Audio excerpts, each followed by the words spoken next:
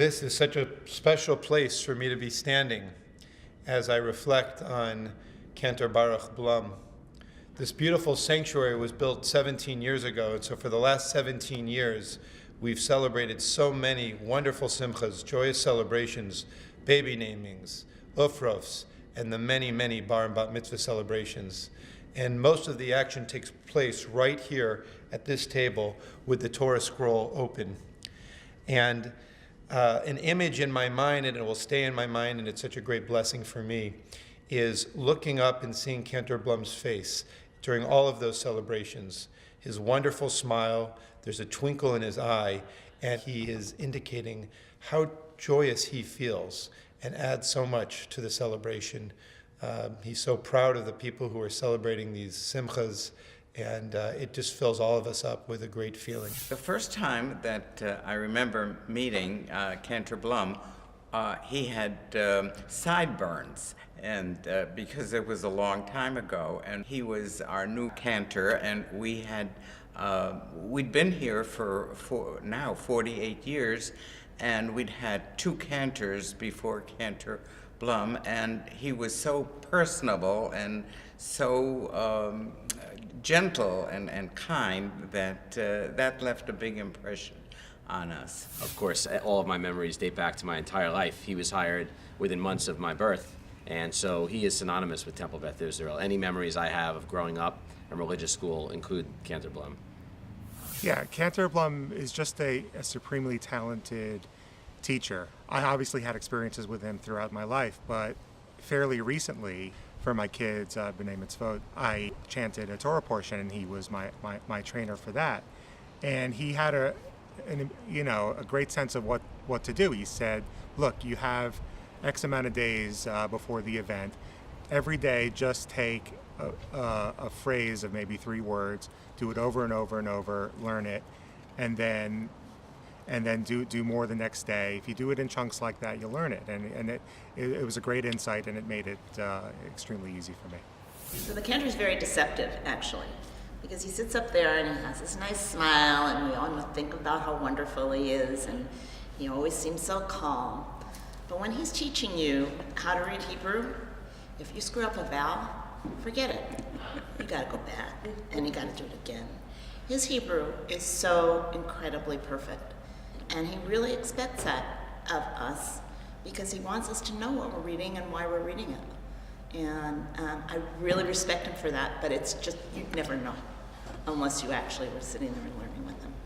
My first memory of Cantor Blum, I guess, was singing on the Bima. And then we became involved pretty quickly because of nursery school. He would come to nursery school classes and sing with his guitar.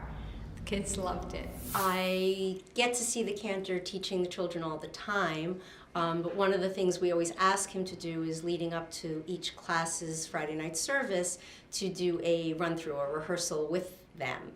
And sometimes the kids come in not super well prepared, and sometimes they're more well prepared, but he's so amazing in getting them organized and teaching them how to get up and how to get down and making them feel so comfortable and so safe that they know they can do it.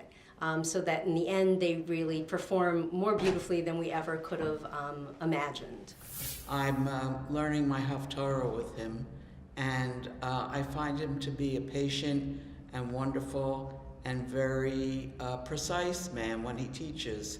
And so, Cantor, when you say to me apostrophe, I'm going to say pashta. I do believe that the cantor brings me personally into the services. He makes me feel a part of it. He makes me understand what I might not have understood before, or gives me a different impression than I had before. And that to me is so important. I do appreciate everything he does. I was bar mitzvahed in 1995. And it was in the old synagogue. The rabbi at the time was giving a sermon, and for my bar mitzvah, it was about Joseph in his coffin. And he mentioned that Joseph was, there were lice in his coffin with him. And the cantor realizing that it was a little strange, just was constantly scratching my arm and my leg and the side of my head throughout the entire sermon. And I started to laugh. And the rabbi at the time turned around and gave me a glance that I still to this day remember. And I never could blame the cantor, because who would believe me that he was the one to make such a problem? But it not only made my bar mitzvah memorable because I was working with him, but it certainly was a lasting memory, just knowing that he was all about teaching me as a student, but also making me comfortable up there. With a Cantor Blum goes Jerry, in my mind, because one of the other great things about him is what a great husband he is and what a great couple they are. As Cantor, he's up there. Of course, Jerry has a beautiful voice as well, but it's also seeing them together in shul. They've been hanging around together for a long time, and I appreciate that. When I think of Jerry and Baruch and something that's special about them and what they bring to Temple Beth Israel, I think of the Simchat Torah services. It's a very hard service to program. It's long and chaotic, but it shows how special Jerry and Baruch are. And in appreciation of that, I've prepared a little ditty. Aleph, Bet, Gimel, Dalet, and Hey, we celebrated many joyous Simchat Torahs this way. With Jerry's rhymes and jokes, and Baruch's songs and fun pokes, it was a taste of Yiddish theater. So thanks, we say. I just think he represents a steadiness, a reliability. We could always count on him to be here. He officiated at my wedding in 1995, which was a very special moment. He officiated my mother's funeral 2 years ago. He was always available when you needed him, and I think that's the very special thing about Baruch. So thank you very much, Cantor, for all you've done for all of us here at TBI. Your legacy as TBI's Cantor will remain forever. What is special about Baruch?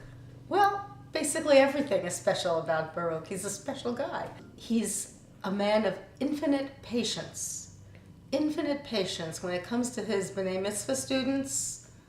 He will sit for hours and hours with a kid if the kid needs it. He will give the kid 3-4 lessons a week if the kid needs it. I don't think anybody else in the world would do that. Cantors, especially tenors, are known for their inflated egos. Baruch is, whatever the rabbi wants to do is fine with me. He just wants to do his thing that he loves. His Torah reading is lost on people who don't understand what's going on, because within the confines of the tropes, he actually is interpreting what's being written in the Torah, like a singer who interprets a song. He may not have Moshe Kusevitsky's voice. I always tell him, you're not Moshe Kusevitsky, you're Tony Bennett. He has a beautiful voice, and pleasant, wonderful, easy to listen to, and your phrasing is impeccable. And that's what makes you great.